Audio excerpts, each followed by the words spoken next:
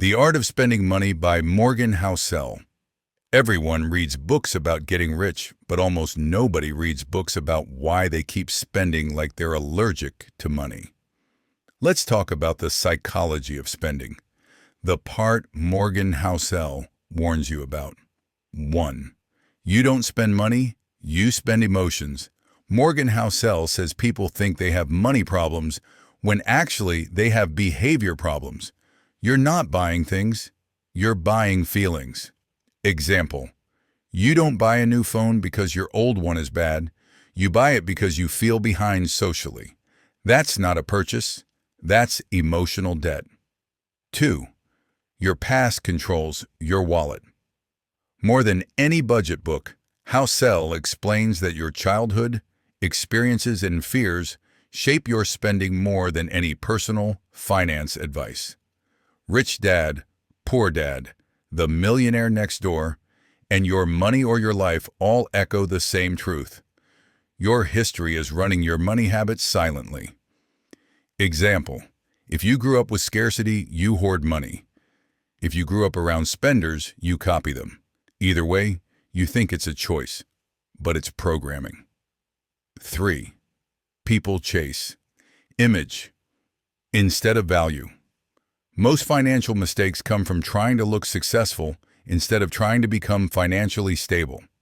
Housel calls it social comparison, one of the deadliest money traps.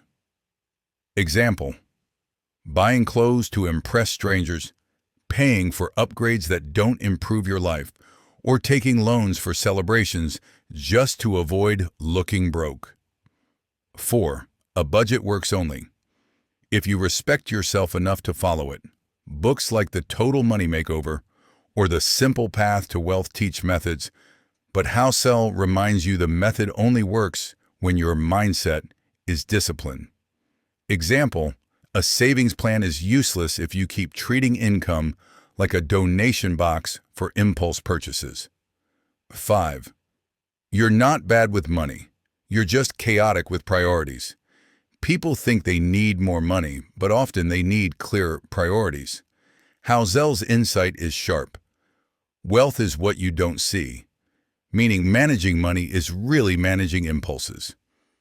Example, you say you want to save, but you fear missing out more than you fear being broke. You want to be seen you have more than the actual feeling of having it. 6. Financial education is useless without self-control. You can read Atomic Habits, The Psychology of Money, Think and Grow Rich, or any personal finance guide, but nothing changes until you learn to pause before spending. Thinking before you spend, is it a necessity? Is it an impulse? Or just emotional social pressure? Example, a 5-second pause before buying something can save you 5 years of regret. That's basic psychology, not math. Saving money is buying independence, control, and peace of mind. True wealth is having the freedom to live on your own terms, not just having a high net worth. Money management starts in your mind long before it shows up in your account. The story you keep telling yourself, the identity-based beliefs because of what happened to you, and the environmental programming you have dictates your life more than you know. It better be good. If you master the psychology of spending, every other financial book finally starts making sense. So like the video and subscribe the channel to invest in yourself